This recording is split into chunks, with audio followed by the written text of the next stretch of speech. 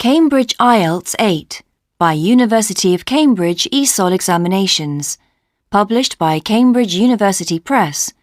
This recording is copyright. CD 1. Test 1. You will hear a number of different recordings, and you will have to answer questions on what you hear. There will be time for you to read the instructions and questions, and you will have a chance to check your work. All the recordings will be played once only. The test is in 4 sections. At the end of the test, you will be given 10 minutes to transfer your answers to an answer sheet. Now turn to Section 1. Section 1.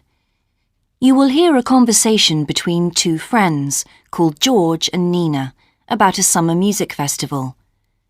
First, you have some time to look at questions 1 and 2.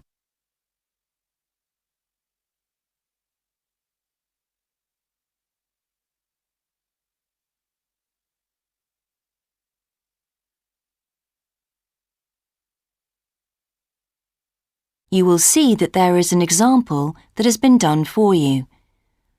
On this occasion only, the conversation relating to this will be played first.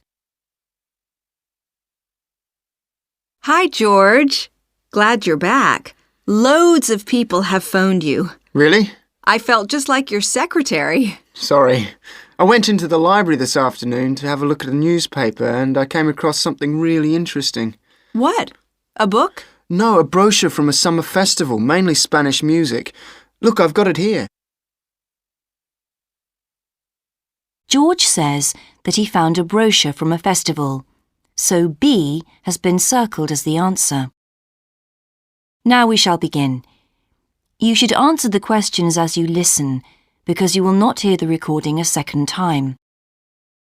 Listen carefully and answer questions 1 and 2. Hi, George. Glad you're back. Loads of people have phoned you. Really? I felt just like your secretary. Sorry. I went into the library this afternoon to have a look at a newspaper and I came across something really interesting. What? A book? No, a brochure from a summer festival, mainly Spanish music. Look, I've got it here. Spanish music? I really love the guitar. Let's have a look. So what's this group, Guitarrini?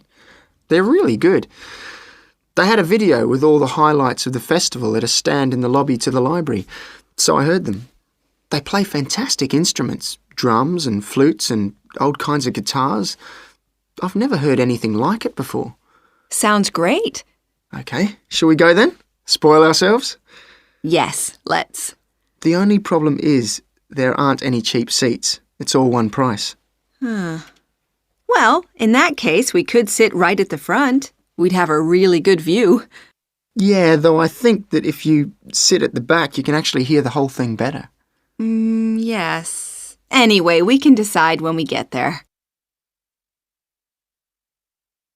Before you hear the rest of the conversation, you have some time to look at questions 3 to 10.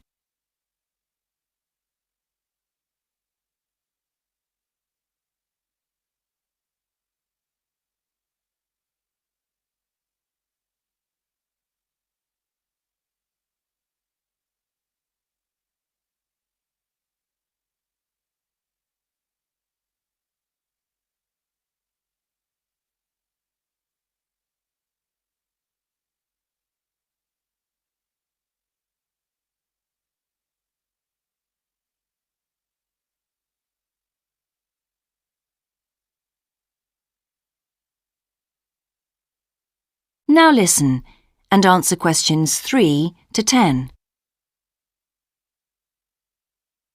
So will you fill in the form or shall I? I'll do it. Name, George O'Neill. Address, 48 North Avenue, Westsea. Do you remember our new postcode? Still can't remember it. Just a minute. I've got it written down here. WS6 2YH. Do you need the phone too? Please. I'm really bad at numbers.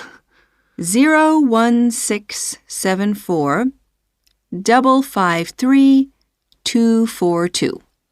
So let's book 2 tickets for Guittarini. OK. If you're sure $7.50 each is all right, how do you feel about the singer? I haven't quite decided, but I've noticed something on the booking form that might just persuade me. What's that then?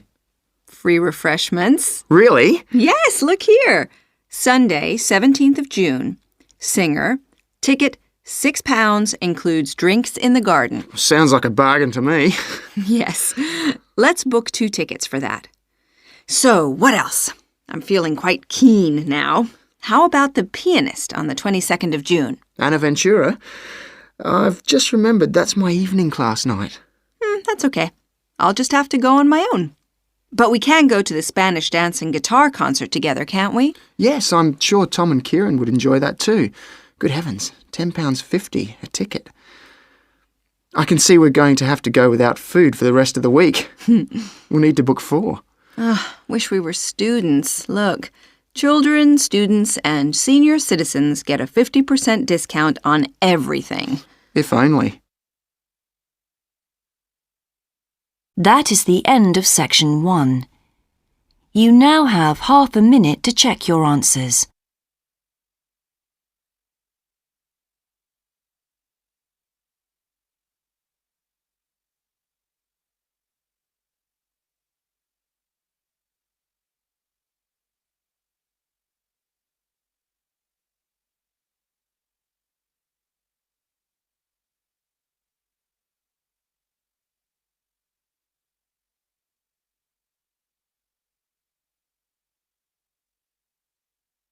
Now turn to section 2.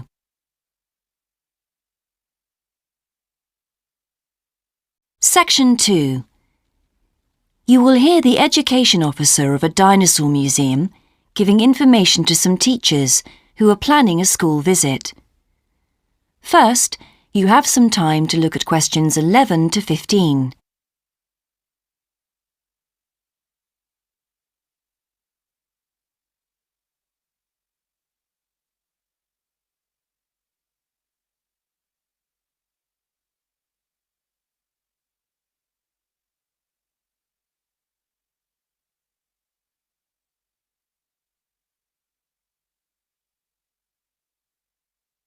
Now listen carefully and answer questions 11 to 15.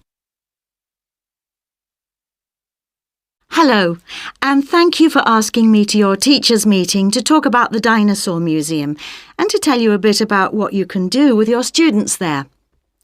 Well, let me give you some of the basic information first. In regard to opening hours, we're open every day of the week from 9 a.m. to 8 p.m. except on Mondays, when we close at 1:30 p.m. And in fact, the only day in the year when we're closed is on the 25th of December. You can book a guided tour for your school group any time that we're open. If you bring a school group to the museum, when you arrive, we ask you to remain with your group in the car park. One or more of the tour guides will welcome you there and brief you about what the tour will be about. We do this there because our entrance is quite small and we really haven't got much room for briefing groups in the exhibition area. As far as the amount of time you'll need goes, if you bring a school group, you should plan on allowing a minimum of 90 minutes for the visit. This allows 15 minutes to get on and off the coach, 45 minutes for the guided tour, and 30 minutes for after-tour activities. If you're going to have lunch at the museum, you will of course have to allow more time. There are 2 cafes in the museum with seating for 80 people. If you want to eat there, you'll need to reserve some seating, as they can get quite crowded at lunchtime. Then, outside the museum at the back, there are tables, and students can bring their own lunch and eat it there in the open air. Before you hear the rest of the talk, you have some time to look at questions 16 to 20.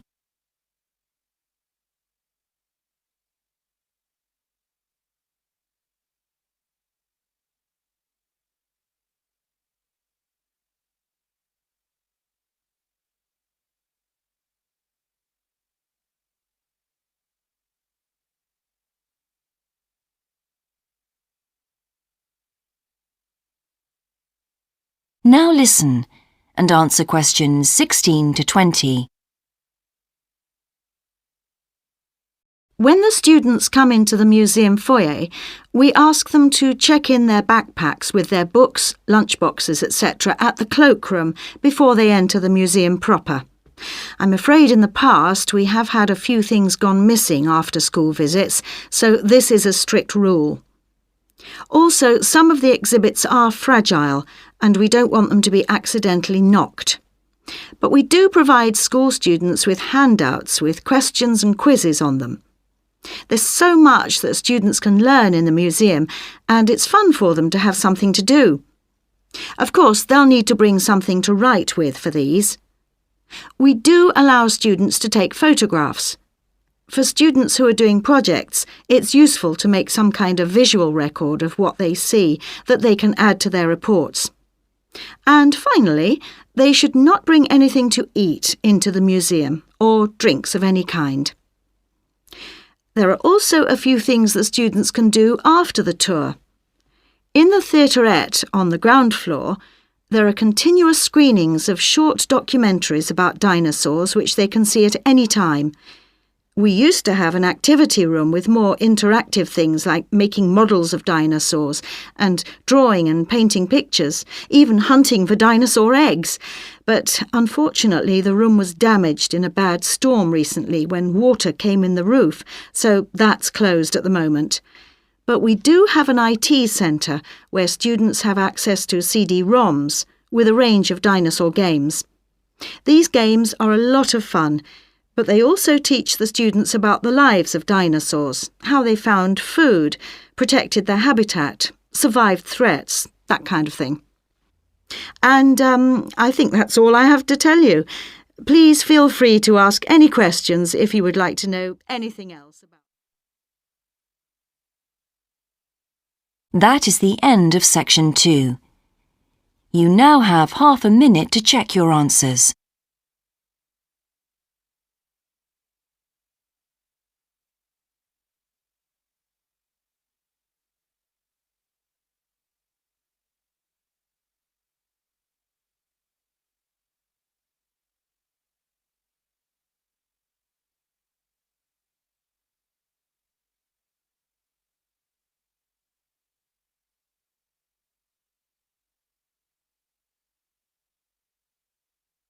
Now turn to section 3.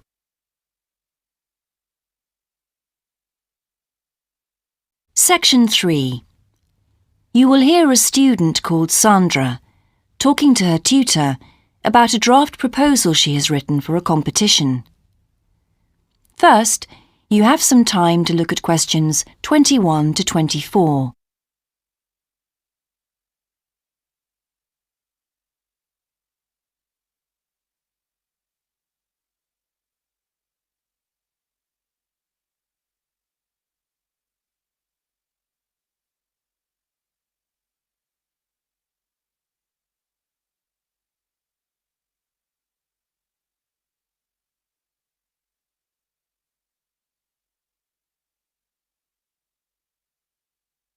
Now listen carefully and answer questions 21 to 24. Right, Sandra. You wanted to see me to get some feedback on your group's proposal, the one you're submitting for the Geography Society field trip competition. Uh-huh. I've had a look through your proposal, and I think it's a really good choice. In fact, I only have a few things to say about it, but even in an outline document like this, you really have to be careful to avoid typos and problems with layout in the proposal, and even in the contents page. So read it through carefully before submitting it, okay? Will do. And I've made a few notes on the proposal about things which could have been better sequenced. Okay. As for the writing itself, I've annotated the proposal as and where I thought it could be improved. Generally speaking, I feel you've often used complex structures and long sentences for the sake of it, and as a consequence, although your paragraphing and inclusion of subheadings help, it's quite hard to follow your train of thought at times. Oh, So cut them down a bit, can you? really? Yes, and don't forget simple formatting like numbering. Didn't I use page numbers? I didn't mean that. Look, you've remembered to include headers and footers, which is good, but listing ideas clearly is important. Number them or use bullet points, which is even clearer. Then you'll focus the reader on your main points. I thought your suggestion to go to the Navajo Tribal Park was a very good idea. No, I've always wanted to go there. My father was a great fan of cowboy films and the Wild West, so I was subjected to seeing all the epics, many of which were shot there. As a consequence, it feels very familiar to me, and it's awesome, both geographically and visually. So it's somewhere I've always wanted to visit. The subsequent research I did and the online photographs made me even keener. Before you hear the rest of the conversation, you have some time to look at questions 25 to 30.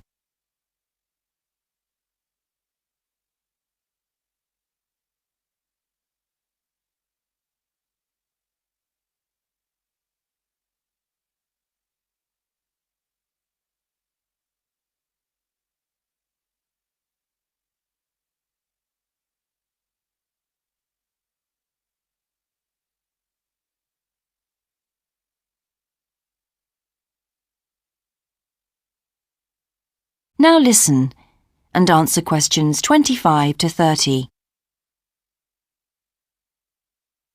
Interesting. Right, let's look at the content of your proposal now. Did you find it comprehensive enough? Well, yes and no. You've listed several different topics on your contents page, but I'm not sure they're all relevant. No? Well, I thought that from the perspective of a field trip, one thing I needed to focus on was the sandstone plateau and cliffs themselves. The way they tower up from the flat landscape is just amazing.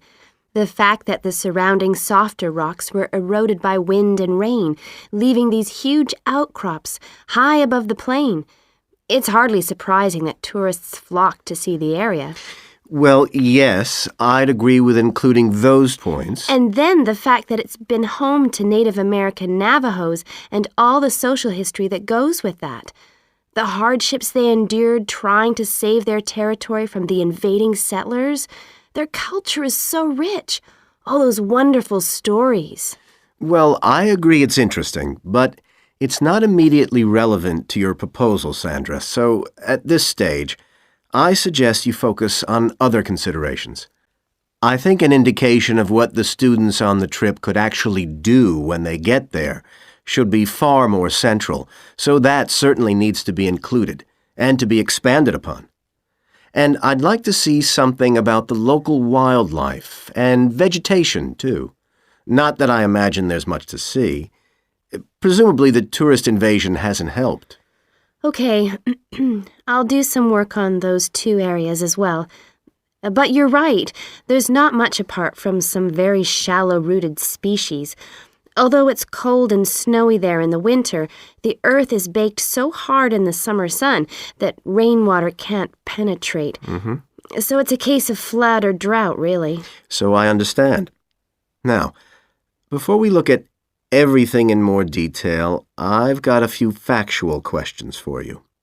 It would be a good idea to include the answers in your finished proposal, because they're missing from your draft. Fine. So you mentioned the monoliths and the spires, which was good.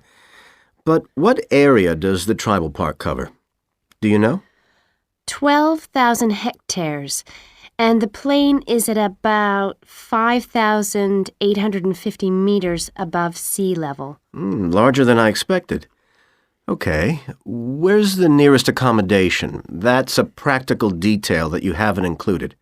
Have you done any research on that? Yes, there's nowhere to stay in the park itself, but there's an old trading post called Goulding quite near. All kinds of tours start from Goulding, too. What kind of tours?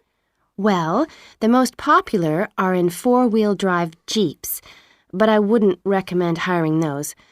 I think the best way to appreciate the area would be to hire horses instead and trek around on those. Biking is not allowed, and it's impossible to drive around the area in private vehicles. The tracks are too rough. Okay. Lastly, what else is worth visiting there? There are several caves, but I haven't looked into any details. I'll find out about them. Okay, good. Now what I'd like to know is more about... That is the end of section 3. You now have half a minute to check your answers.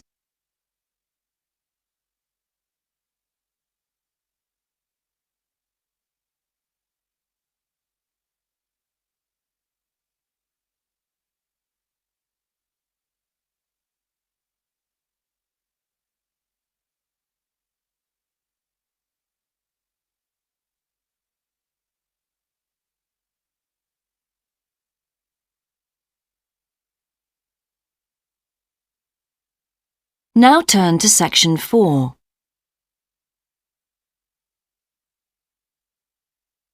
Section 4. You will hear a lecturer's introduction to a geography module.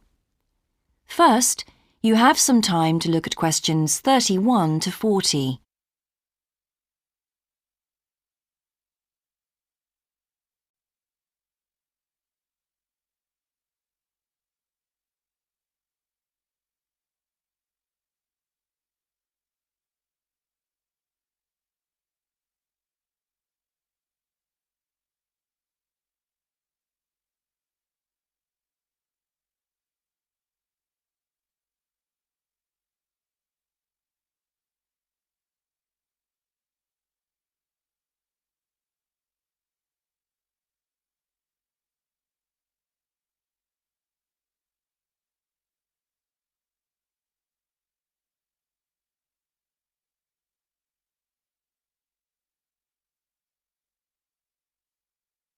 Now listen carefully and answer questions 31 to 40.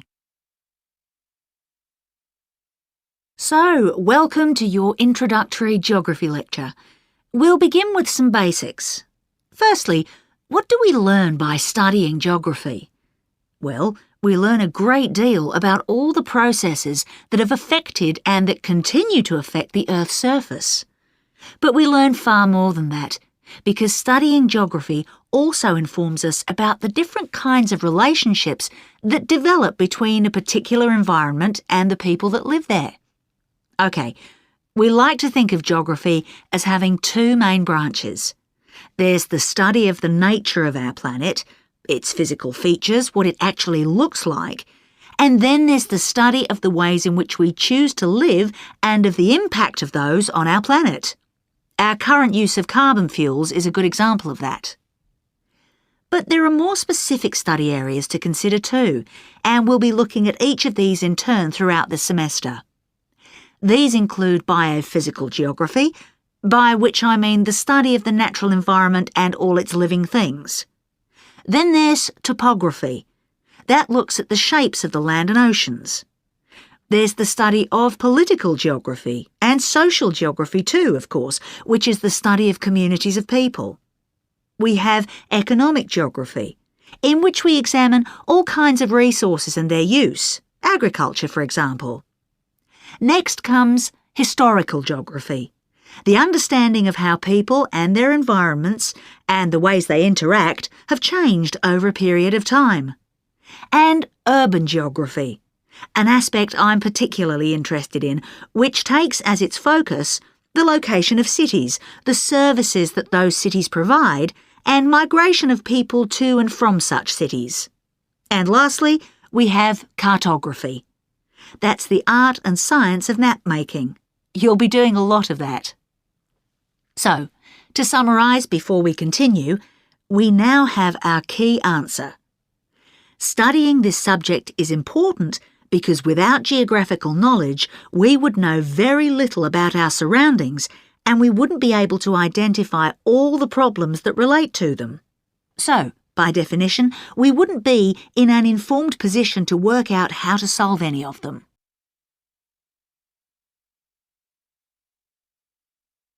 OK, now for some practicalities. What do geographers actually do? Well, we collect data to begin with. You'll be doing a lot of that on your first field trip. How do we do this? There are several means.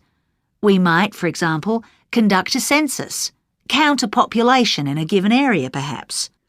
We also need images of the Earth's surface which we can produce by means of computer generation technology or with the help of satellite relays. We've come a very long way from the early exploration of the world by sailing ships, when geographers only had pens and paper at their disposal. After we've gathered our information, we must analyse it. We need to look for patterns, most commonly those of causes and consequences. This kind of information helps us to predict and resolve problems that could affect the world we live in. But we don't keep all this information confidential. We then need to publish our findings so that other people can access it and be informed by it. And one way in which this information can be published is in the form of maps. You'll all have used one at some stage of your life already. Let's consider the benefits of maps from a geographer's perspective. Maps can be folded and put in a pocket and can provide a great store of reference when they're collected into an atlas. They can depict the physical features of the entire planet if necessary, or just a small part of it in much greater detail. But there is a drawback. You can't exactly replicate something that is three-dimensional, like our planet, on a flat piece of paper, because paper has only 2 dimensions. And that means there'll always be a certain degree of distortion on a map. It can't be avoided. We can also use aerial photographs, pictures taken by cameras at high altitude above the Earth. These are great for showing all kinds of geographical features that are not easy to see from the ground. You can easily illustrate areas of diseased trees, or how much traffic is on the roads at a given time, or information about deep seabeds, for example. Then there are Landsats. These are satellites that circle the Earth and transmit visual information to computers at receiving stations. They circle the Earth several times a day and can provide a massive information. You'll all be familiar with the information they give us about the weather, for example. So, what we're going to do now is look at a short presentation in which you'll see all these tools. That is the end of section 4. You now have half a minute to check your answers.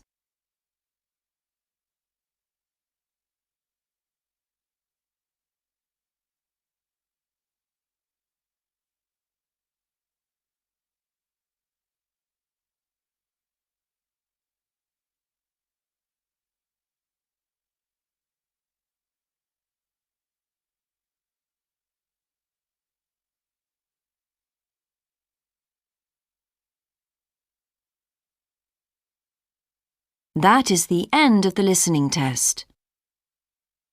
In the IELTS test, you would now have 10 minutes to transfer your answers to the answer sheet.